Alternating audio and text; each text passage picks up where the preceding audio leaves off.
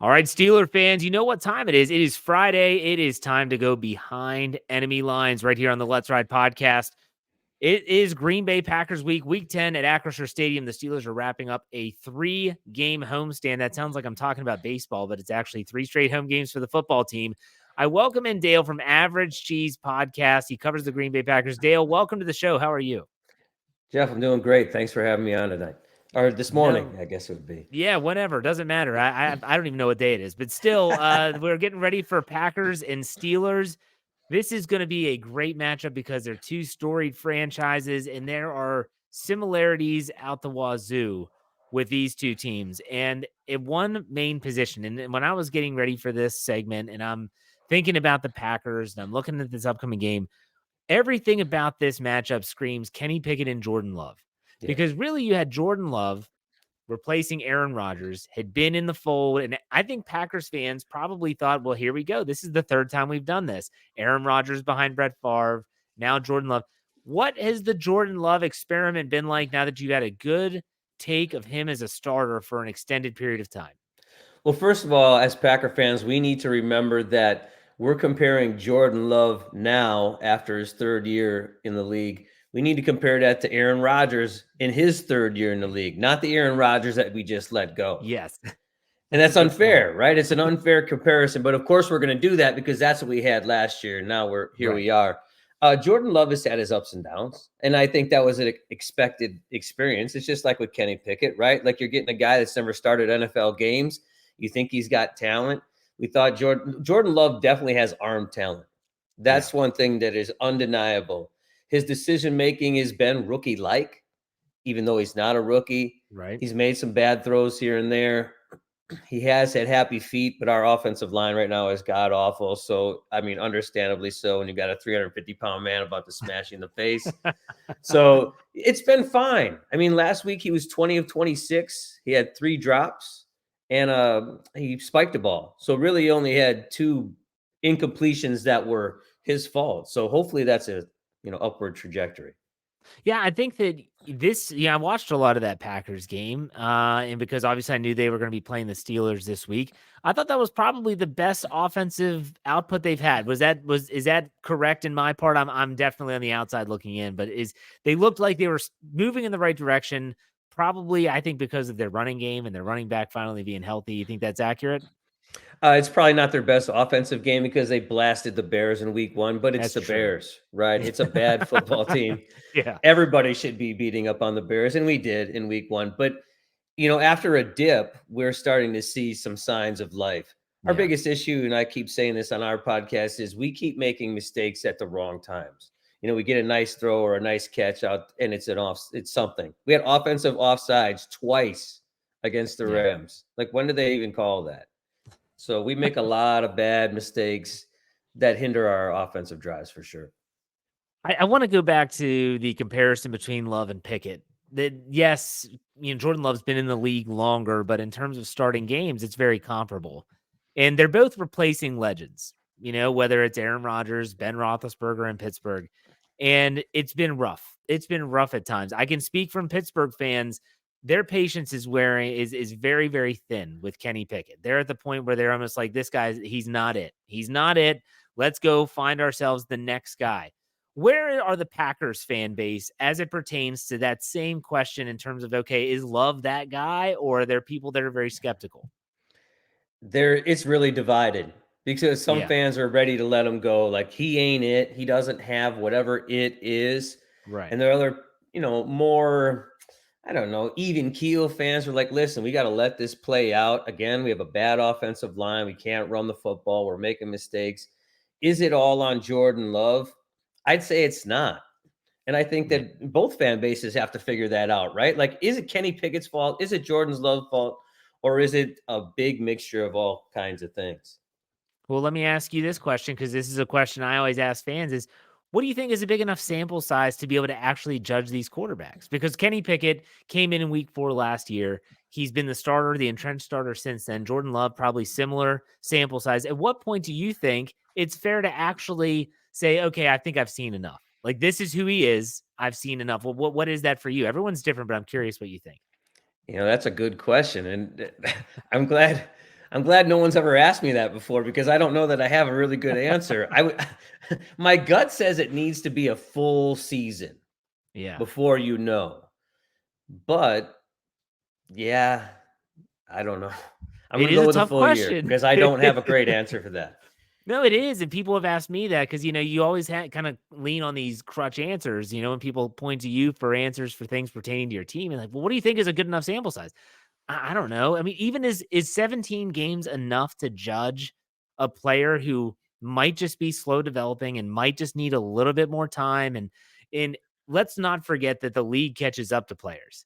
So Kenny Pickett came on last year, like I said, in week 4, and all of a sudden he starts to win some games. Well, guess what defensive coordinators have? Now they have all this tape on you in the offseason. They're getting ready for what you don't do well. And that's where that second year slump can come in. But I'm not going to berate you with that type of question. I just was curious because, like I said, I keep on thinking about these comparisons, these parallels.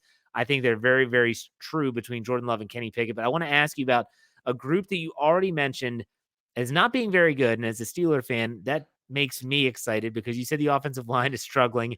I think about TJ Watt and Alex Highsmith and Cam Hayward, and I'm thinking this could be a game for them. So what's going on the offensive line?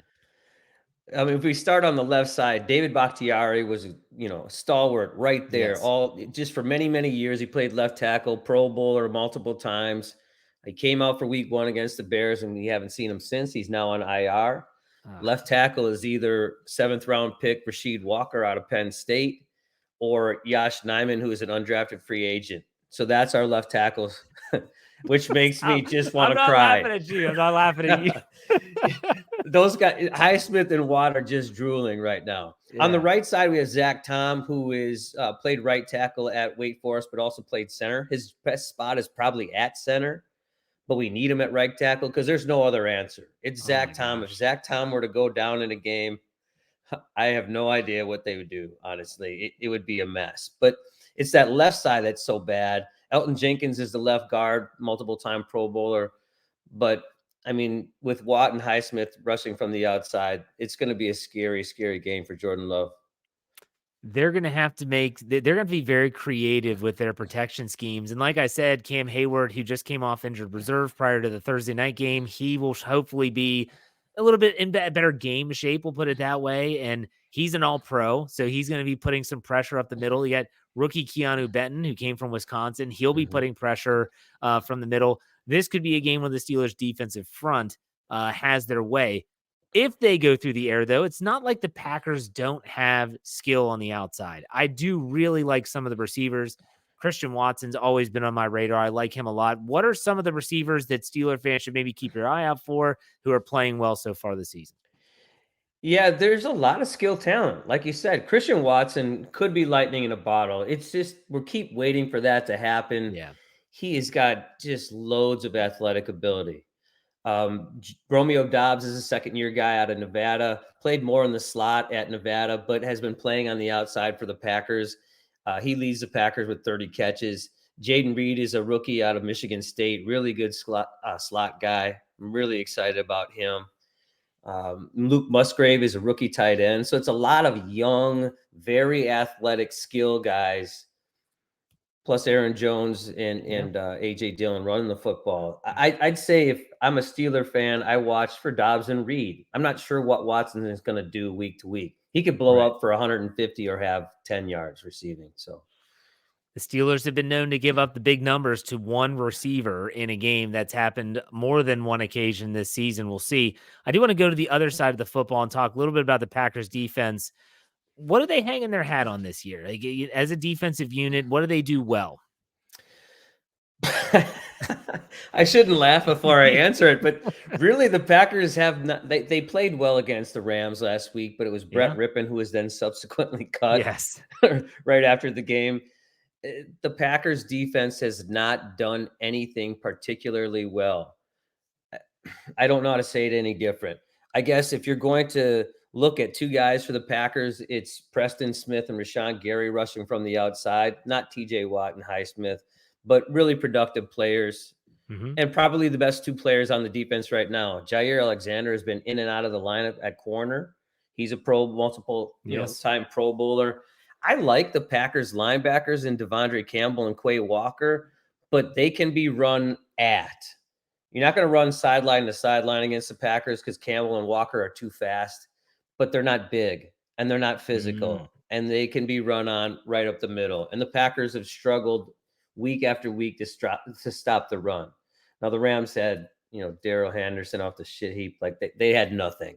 Yeah. They couldn't run the football. My worry for the Packers defense is that the Steelers are going to run it until the Packers stop them, which may honestly never happen. Well, you brought up Alexander. I love that guy at corner. Like, he is phenomenal. Is he banged up though? Is he not? Yeah. Is he? What's injuring him? What's ailing him? He had a back injury, was in and out of the lineup, played against the Rams, played well, and then now has a shoulder injury. Oh, And good Lord. yeah, it just seems to be one thing or another with Jair. Eric Stokes is a first-round pick, came back for like 4 plays after being on IR, went right back on IR. The Packers are starting a 7th-rounder, Carrington Valentine at the other corner. He played well against the Rams again, but, I mean, with a real quarterback, we'll see how he holds up this week.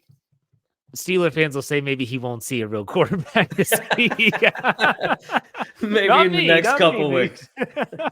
No, but seriously, I mean, this seems like it's just one of those years for Green Bay, where it just seems like if it could go wrong, it's gone wrong. Yeah. Injuries, that nothing's really coming together. You've got this, it's just not cohesive. What do you think about, like, are they believers in the coaching staff that they have there, and that the what they're doing and the methodology and the method to their madness in terms of roster construction? Is that where they want to go?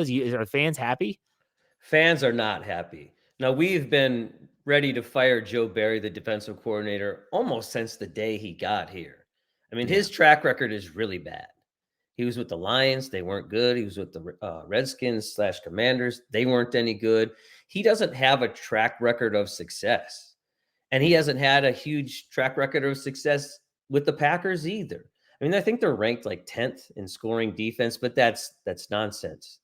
We played the Raiders, the Broncos, the Rams, the Saints, like all the Falcons. Like, we have not played a who's who of, title contenders yet. Right.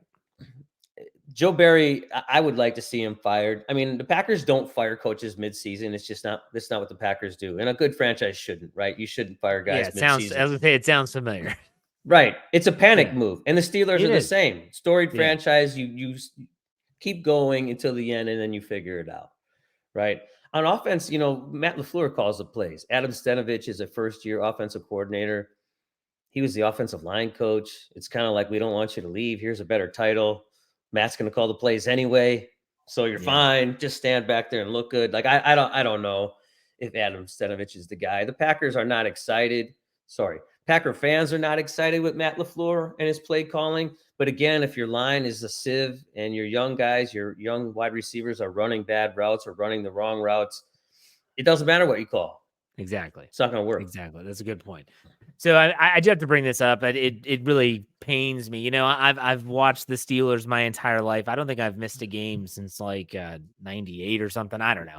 And for me, the game that sticks out the most is Super Bowl 45 when I think of Packers Steelers. And I've never rewatched that game, by the way. I have watched like almost every single Super Bowl 30 when the Steelers lost to Dallas in 1995. I've watched that again, and that was a gut punch as well. Never watched Super Bowl 45, but let's throw that aside. When you think of Steelers Packers, what comes to mind? I have a game in my mind, but I want to ask you first. What do you think of when you think of Steelers Packers? That's the game. That's the game Super Bowl, of course. Yeah, that's Super Bowl, because that was the pinnacle, right? You get to the mountaintop against a really good team. Yeah. I mean, the Packers played perfectly in that game, almost perfectly in that game. And that's what that took. Against that defense was great. I'm going to go to the game where it was Aaron Rodgers and Ben Roethlisberger at Heinz Field at the time. I think Ben throws for 505 touchdowns. Rodgers throws for 4-something and 4. And it was the walk-off touchdown to Mike Wallace with no time left in the corner of the end zone. Just one of those games where you finish watching the game and you think, what the hell did I just watch? Like, was that real life? Like, did that really just happen? Like, I'm exhausted watching it. It was so exciting. Yeah. Exactly. Exactly. All right. Good trip down memory lane. Let's talk about this game in terms of predictions. Now, some people that I have on this segment say I don't like doing score predictions, and that's fine. You can just give me an idea as to how you think it's going to play out. But if you have a score in mind, that's fine. The current line that I am looking at right now as we're recording is the Steelers giving 3.5 points at home with a total. I think this is very appropriate for these two offenses, 39. So what do you think this game's going to turn out to look like? If you have a score prediction, let me have it. Yeah, well, we score predict on our show. So we did Okay. do a score prediction. I picked 2017 Steelers. Now the Okay. line was 3 and it's traveled, and the over-under has actually gone up since we recorded because it was 37 and a half on Monday. I don't know what happened between the 2 days. Maybe the weather will be better. I don't know. I don't But know. I don't the Packers can't score a lot of they're not scoring a lot of points. They Yeah. can't score. And I know that Pittsburgh doesn't score a ton of points either. My concern, and I said it on our show, is that Pittsburgh's going to score a defensive touchdown in this game. They're going to put a ton Mm, of pressure on the quarterback. Either Love is going to throw a bad ball or he's going to fumble or something like that. That's where I think the score comes to win yeah. the game for the Steelers. It could be. The Steelers have a +8 differential in terms of turnovers. They've taken away the ball 16 times, 8 interceptions, 8 fumbles. So, yeah, they are taking the ball away at a good clip. And with that offensive line, it'll be interesting. But, Dale, before I let you go, I want to ask you to please tell everyone where they can find your podcast as well as where they might be able to find you all on social media. Yeah. I mean, you can find us on Twitter or X or whatever it's called today Yeah. at AVG Cheese. We're on the internet, www.avgcheese.com. Our podcast is on Spotify, all the places you can listen to a podcast. And that's it. And I appreciate you having me on. Really do. No It's fun. problem. No problem. I appreciate you taking the time. I hope you enjoy the game. And maybe we'll be in touch soon. Take it easy, Dale. Thank you very much. Thanks, you.